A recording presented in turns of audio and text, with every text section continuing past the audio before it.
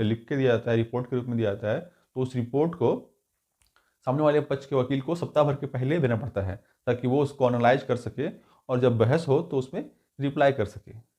ऐसे बहस वहाँ पे होती नहीं है। इसी तरह से यदि एफएसएल रिपोर्ट जो है वो जमा करी जाएगी तो उनकी एक कॉपी जो है वो देना पड़ेगा इनको पहले। उसके बाद ये भी देखेंगे जब हमारे वकील को एग्ज़ाम लेने का, उसका रिजल्ट देने का, उसका अपॉइंटमेंट कराने का एक टाइम लिमिट होता है ना, कोई लिमिट ही नहीं है यहाँ पे, कोई लिमिट ही नहीं है। अच्छे स्टूडेंट का मानता हूँ, अच्छे स्टूडेंट का हो रहा है, मैं मानता हूँ इस बात को कि अच्छे। हेलो एवरीवन, कैसे हो आप लोग? Good morning.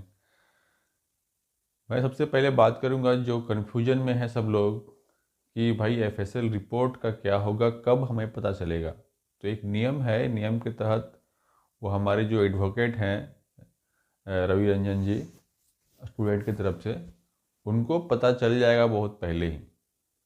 जब तक उनको पता नहीं चलेगा, जब तक उनको रिपोर्ट की जानकारी नहीं दी जाएगी, तब तक जो है वो आगे सुनवाई नहीं होती है। तो जब भी कोई चीज़ कोर्ट में सबमिट होता है नियम के तहत, जब भी कोई चीज़ कोर्ट में सबमिट होता है एक सुनवाई के दौरान, तो सामने वाले जो एडवोकेट होते हैं उनको जानकारी दी जाती है कि हमने ये चीज़ सबमिट करा है। और सबमिट करते हैं तो वहाँ पे उनका फाइलिंग में एक कॉपी, फोटोकॉपी के रूप में देना पड़ता है, ताकि वो भी देखें, ताकि उस पर बहस कर सके। यदि उस रिपोर्ट को वहाँ पे नहीं दिया जाएगा, डायरेक्टली वहाँ पे बंद रहेगा और सिर्फ जज ही देखेगा, तो सिर्फ जज देख के डिसाइड नहीं करता ना, उस पर बहस होती है। उस पर बहस होने के लिए दोनों पक्षों के वकीलों को पता होना चाहिए ना। जब हमारे पक्ष के वकील भी कोई चीज़ सबूत जमा करेंगे तो उनकी एक कॉपी जो है वो सामने वाले पक्ष को देना पड़ता है सुनवाई होने से पहले। सुनवाई होने से पहले उनको देना पड़ता है एक कॉपी।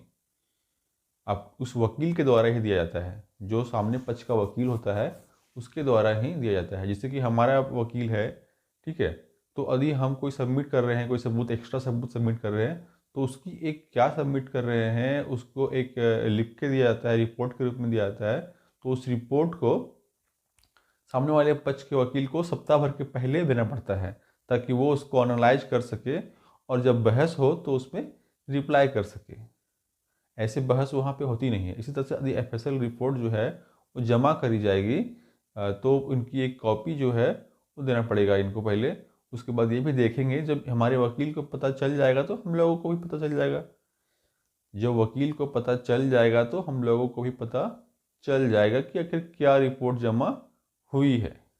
ठीक है, ये बात पहले भी बताया गया था हमारे द्वारा। तो यदि वो 24 तारीख को न्यूज़पेपर में आया था कि 24 तारीख को एफएसएल रिपोर्ट जमा करेगी, अब 24 को करती है, कब करती है? यदि 24 को करती है तो 2-3 दिन के अंदर ही जाकर के इनको मिल जाएगा, पता चल जाएगा कि हाँ, आखिर रिपोर्ट में क्या जमा हुआ है। उसके तहत फिर आगे लोग अपना एहतियात बरतेंगे किस तरह से क्या करना है। ठीक है, तो ये रह गई एफएसएल रिपोर्ट की जानकारी कि हमें अब रिपोर्ट में क्या है, इसकी जानकारी हमें कब मिलेगी, इसके बारे में मैंने बता दिया। ठीक है, हमारा जो रिपोर्ट है एफएसएल का वो स्टूडेंट के खिलाफ आ जाती है, तो जो केस किए हैं उनके खिलाफ आ जाती है। तो फिर आगे की प्रोसीजर क्या हो सकती है? क्या तुरंत अपॉइंटमेंट हो जाएगी? क्या तुरंत अपॉइंटमेंट हो जाएगी? तुरंत अपॉइंटमेंट हो जाएगी? नहीं भाई, हाई कोर्ट टाइम लेगा इसमें। हाई कोर्ट जजमेंट में टाइम लगेगा, तुरंत जजमेंट देगा नहीं।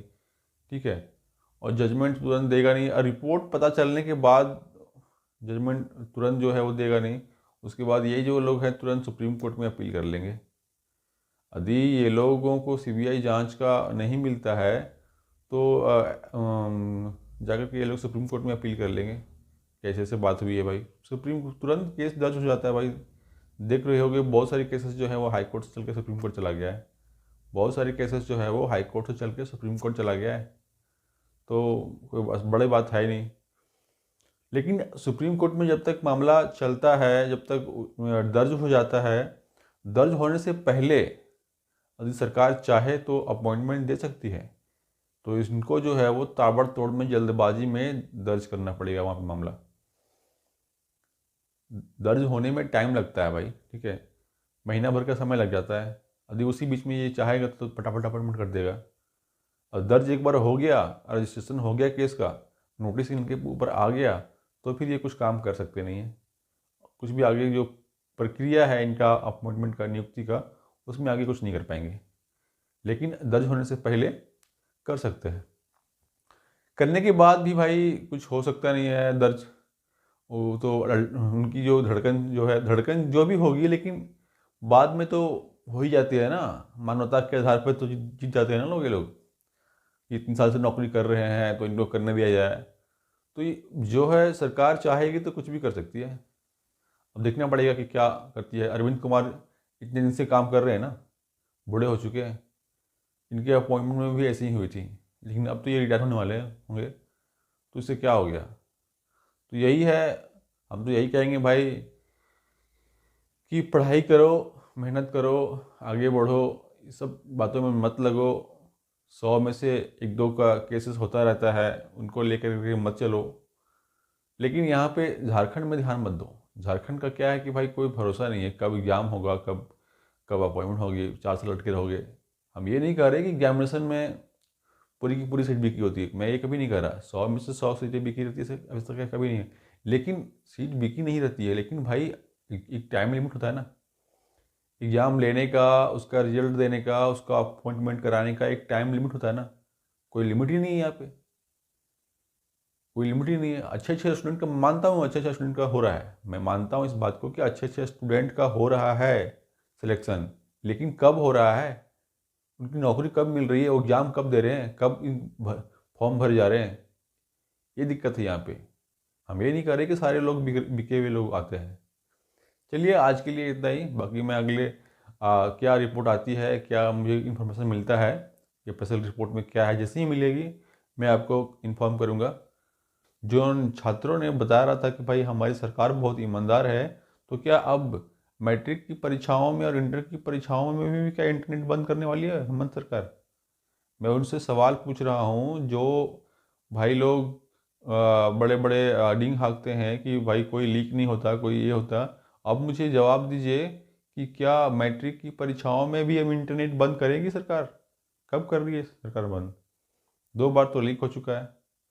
पेपर रद्द करके किसको परेशान करेगी? पब्लिक को परेशान करेगी कि किसको परेशान करेगी? अभी जिन अभिभावकों को, जो गरीब लोग हैं, उनको दोबारा जाना पड़ेगा सेंटर पे एग्जाम देने के लिए, जो छात्र हैं उनको दोबारा मेहनत करनी पड़ेगी, दोबारा स्ट्रगल करना पड़ेगा, वो सब क्या कौन भोगेगा?